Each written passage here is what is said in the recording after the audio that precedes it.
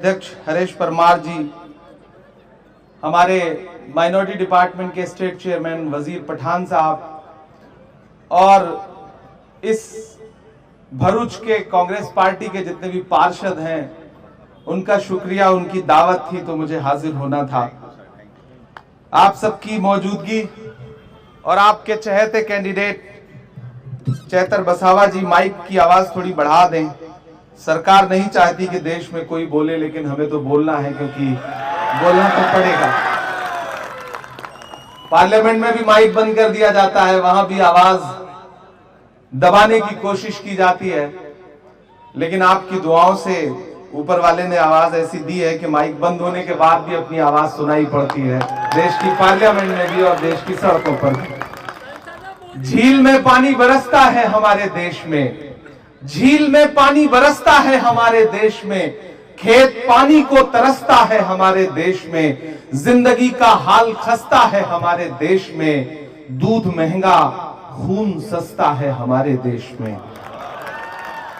भरूच वालों, आने वाली 7 मई को आपको बूथ पर जाना है और न सिर्फ भरूच के मुस्तकबिल का फैसला करना है, बल्कि हिंदुस्तान के मुस्तकबिल का भी फैसला करना है। अगर आपको यह लगता है कि यह इलेक्शन सिर्फ आम इलेक्शन है, अगर आपको लगता है कि यह इलेक्शन सिर्फ एक मेंबर ऑफ पार्लियामेंट चुनने का इलेक्शन है, तो गलतफहमी के शिकार हैं आप। दरअसल ये इलेक्शन दो विचारधाराओं का इलेक्शन है। एक तरफ वो लोग खड़े हैं जो सुबह शाम ये कह रहे हैं कि हमें मैंडेट दीजिए, हमें बहुमत दीजिए, क्योंकि हमें हिंदुस्तान का संविधान बदलना है। चाहे वो भारतीय जनता पार्टी के अनंत हेगड़े हो, लल्लू सिंह हो, ज्योति मिर्धा हो, या फिर भाजपा के पोस्टर बॉय अरुण गोविल हो, ये सब कह रहे हैं कि हमें बहुमत दीजिए क्योंकि प्रधानमंत्री जी को संविधान बदलना है। और एक तरफ इंडिया अलायंस खड़ा है जिसके नेता कह रहे हैं कि हम अपनी आखिरी सांस तक इस मुल्क के संविधान को न बदलने देंगे, न इसे पामाल होने देंगे।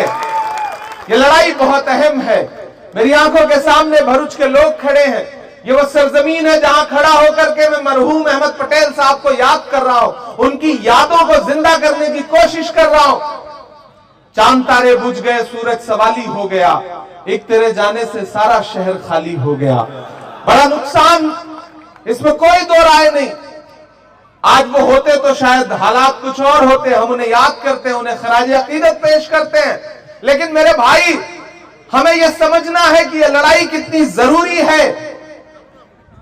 एक तरफ सरकार के वो लोग हैं जो झूठ पे झूठ बोले जा रहे हैं, हर दिन झूठ बोले जा रहे हैं। मैं हिंदुस्तान के अलग अलग सूबों से चुनाव प्रचार करता हुआ यहां पहुंचा हूं। केरल हो, उत्तराखंड हो, जम्मू कश्मीर हो, बिहार हो, बंगाल हो, उत्तर प्रदेश हो, आज यहां हूं, परसों आंध्र प्रदेश में रहूंगा। पूरे देश में चुनाव प्रचार करके यहां पहुंचा हूं। भरूच वालों, गुजरात वालों, चैनलों पर चाहे जो माहौल बनाए प्रधानमंत्री जी की इतने पार उतने पार, सब झूठ है। जैसे 15 लाख वाला जुमला था, वैसे वो भी जुमला ही है और कुछ भी नहीं। तो किसी मुगालते में, किसी झांसे में मत आइएगा। टीवी चैनलों पर भाजपा जीत रही है, लेकिन जमीन पर, ग्राउंड पर इंडिया अलायंस चुनाव जीत रहा है, इसमें कोई दो राय नहीं है। मैं आपको यकीन दिलाता हूं, पूरे देश में मैं एक नारा सुनता हुआ आया हूं कि दक्षिण भारत में, यानी कि साउथ इंडिया में भाजपा साफ और नॉर्थ इंडिया में भाजपा हाफ। ये कितना भी जुमला दे कि इतनी सीटें आ रही हैं, उतनी सीटें आ रही हैं, सब झूठ है। राहुल गांधी जी ने पिछले दिनों प्रेस कॉन्फ्रेंस में कहा ना कि भाजपा इस इलेक्शन में 180 सीट का आंकड़ा नहीं पार करेगी। अब अगर राहुल गांधी ने कहा है तो इसे पत्थर की लकीर समझा जाए। नहीं पार करेगी भाजपा इस इलेक्शन में 180 सीट का आंकड़ा। 2 फेज के इलेक्शन हो चुके हैं। आप तो नरेंद्र मोदी जी को ज्यादा पहचानते हैं, उनके चेहरे के हाव भाव आप लोगों से ज्यादा कौन समझता है। आपने तो महसूस कर लिया होगा कि इन दिनों जबान में न तो वो तेजी है, न चेहरे पर वो जोश है, जज्बा है, क्योंकि 2 फेज के इलेक्शन में जमीन नीचे से खिसक चुकी है। और ये बात उन्हें अच्छे से पता है, क्योंकि गमों की आंच में भी मुस्कुरा कर चलना पड़ता है। ये दुनिया है, यहां चेहरा सजा कर चलना पड़ता है। तुम्हारा कद मेरे कद से बहुत ऊंचा सही, लेकिन चढ़ाई पर कमर सबको झुकाकर चलना पड़ता है। हम देख रहे हैं, हम महसूस कर रहे हैं कि 2 फेज का जो इलेक्शन हुआ है उसमें भाजपा के नीचे से जमीन खिसक चुकी है। आपने देखा होगा कि इलेक्शन शुरू होने से पहले हर हथकंडा अपनाया भाजपा की सरकार ने, और इलेक्शन के दौरान भी हर हथकंडा अपना रही है। अरविंद केजरीवाल जी को जेल भेजा गया, उधर हेमंत सोरेन जी को जेल भेजा गया, 2 चीफ मिनिस्टरों को जेल भेजा गया, एजेंसियों का दुरुपयोग हर दिन। लेकिन तमाम साम दाम दंड भेद करने के बाद भी इस इलेक्शन को जनता भाजपा के खिलाफ लड़ रही है, क्योंकि जितने नारे थे इनके वो सारे झूठे साबित हो चुके हैं। इनका पहला नारा था बहुत हुई महंगाई की मार अब की बार मोदी सरकार, जो 2014 में दिया इन्होंने, और इस नारे का अंजाम क्या हुआ कि वो पेट्रोल डीजल जो 18 रुपए लीटर था, 60 रुपए लीटर था, वो 100 के पास पहुंच गया। गैस सिलेंडर 444 1000 के पार हो गई।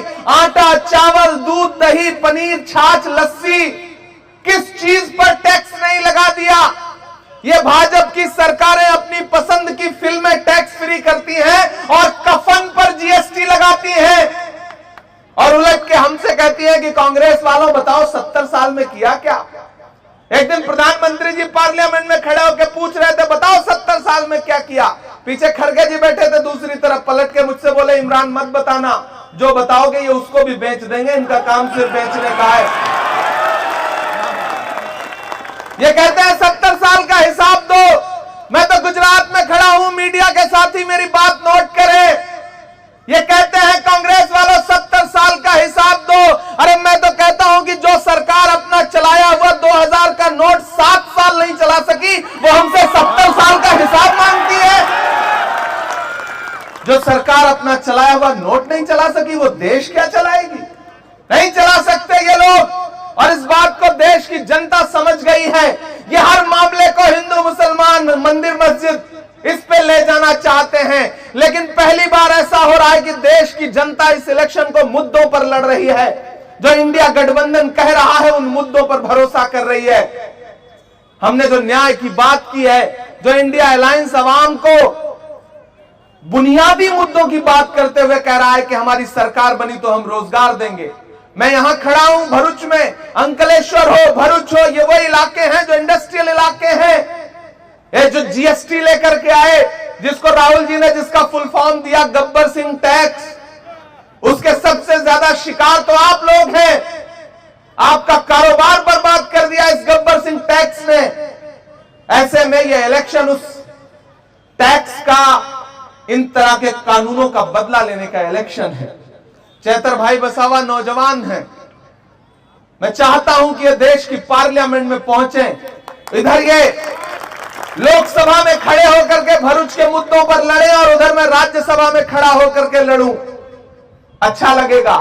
नई नस्ल के लोग आते हैं, नई हवा की तरह, नए ताजे झोंके की तरह, तो अच्छा लगता है। इसलिए मैं आज लंबा सा सफर तय करके आपके बीच में आया हूं। परसों मालदा में था, मैं बंगाल में 42 किलोमीटर का लंबा रोड शो कर रहा था, फिर वहां से दादरा नगर हवेली, फिर आज यहां पहुंचा हूं। आपसे ये कहना चाहता हूं कि एक मुश्किल वक्त है, और इस मुश्किल वक्त में छोटी छोटी चीजें नजरअंदाज करके अपने आप को एकजुट करना पड़ेगा। छोटे मसले भी हो तो उसे नजरअंदाज करिए, शिकायतें हो तो उन्हें नजरअंदाज करिए, क्योंकि खतरा इस मुल्क के आईन पर है। भाजपा इस मुल्क का संविधान बदलना चाहती है, वो संविधान जिसमें महात्मा गांधी के ख्वाब शामिल हैं, वो संविधान जिसमें पंडित जवाहरलाल नेहरू के उसूल शामिल हैं, वो संविधान जिसमें मौलाना आजाद के ख्वाबों की ताबीर है, वो संविधान जिसे डॉक्टर बाबा साहब अंबेडकर ने अपने खून पसीने से लिखा। भाजपा उस आईन को बदलना चाहती है, जमहूरियत को पामाल करना चाहती है।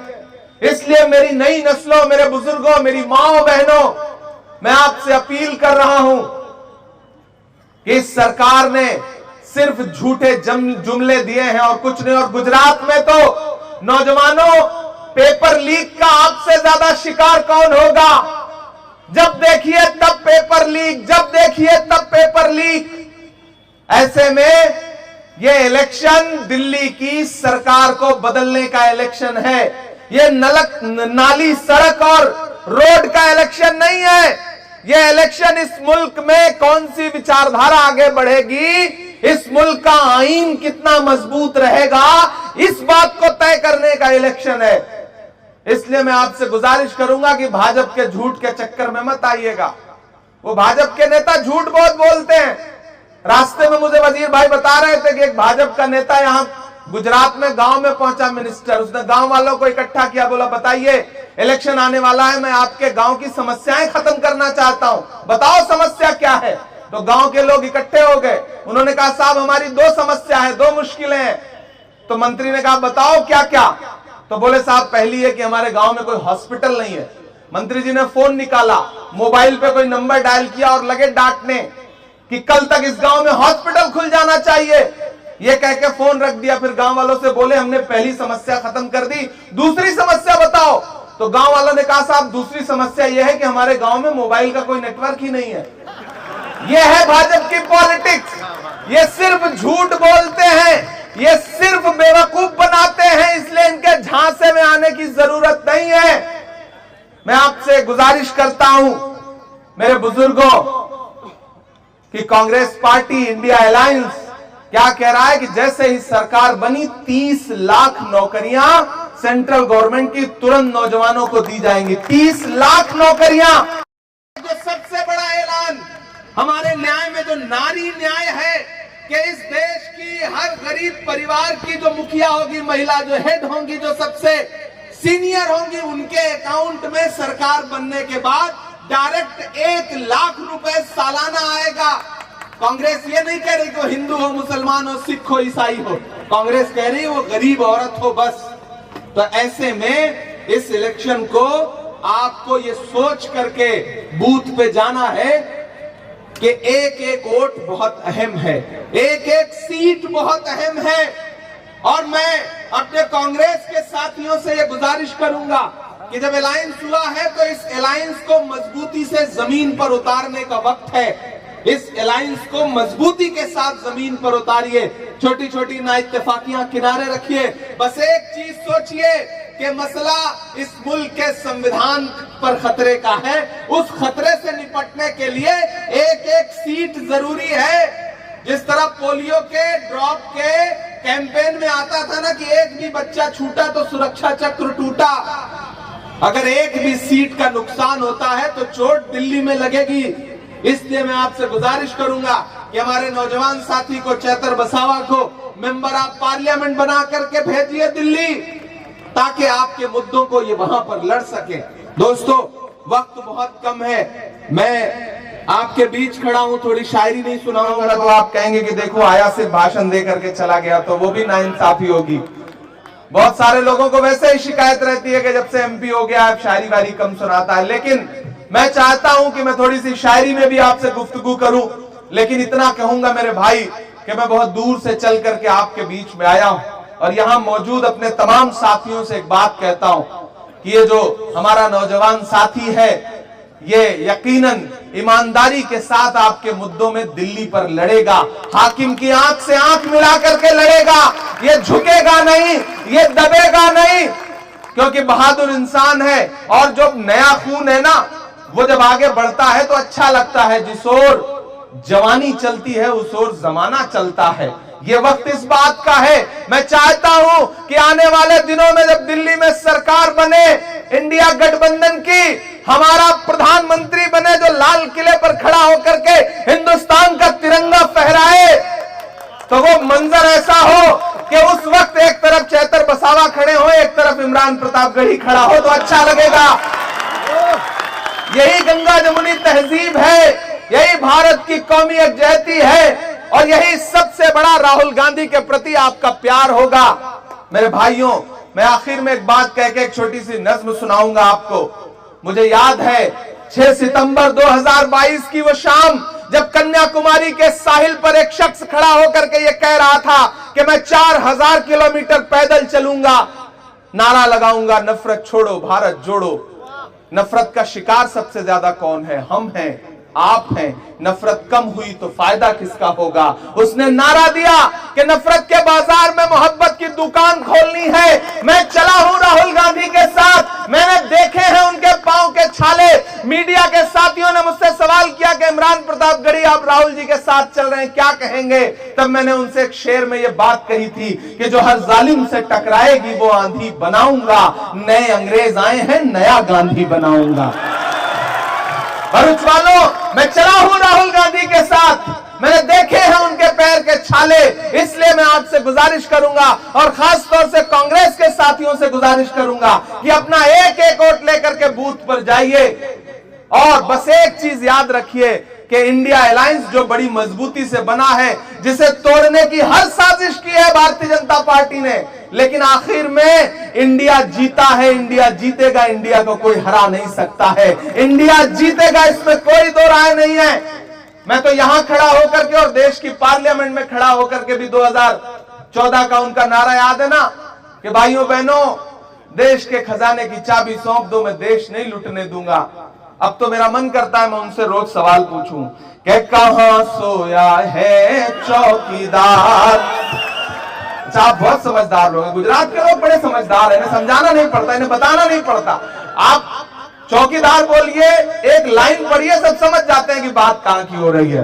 तो ढका छुपा भी रह जाता है मामला कि कहां सोया है चौकीदार। अगली लाइन में तैयार रहना, कहां सोया है चौकीदार, कहां सोया है चौकीदार।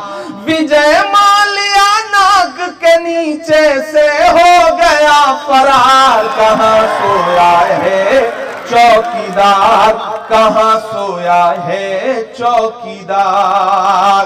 और कवियों और शायरों को थोड़ी सी छूट होती है बात कह लेने की, मैं कह दे रहा हूं कि चाय बेचने वाला पूरा भारत बेच रहा है। सही कह रहा हूं कि नहीं कह रहा हूं? सही कह रहा हूं ना? तो फिर उसी तरह आपका समर्थन भी चैतर भाई को मिलना चाहिए। इलेक्शन सिर्फ वोट देने का नाम नहीं है, सपोर्ट देने का भी नाम है।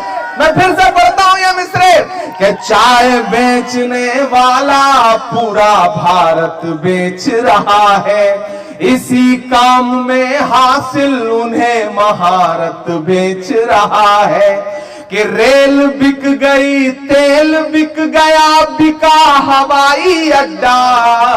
अब तैयार है ना यहां से वहां तक पीछे तक कि रेल बिक गई, तेल बिक गया, बिका हवाई अड्डा। सब कुछ बिकता देख के खुश हैं अपने जेपी नड्डा कि जनता महंगाई की मारी करती हाहाकार। कहां सोया है चौकीदार, कहां सोया है चौकीदार।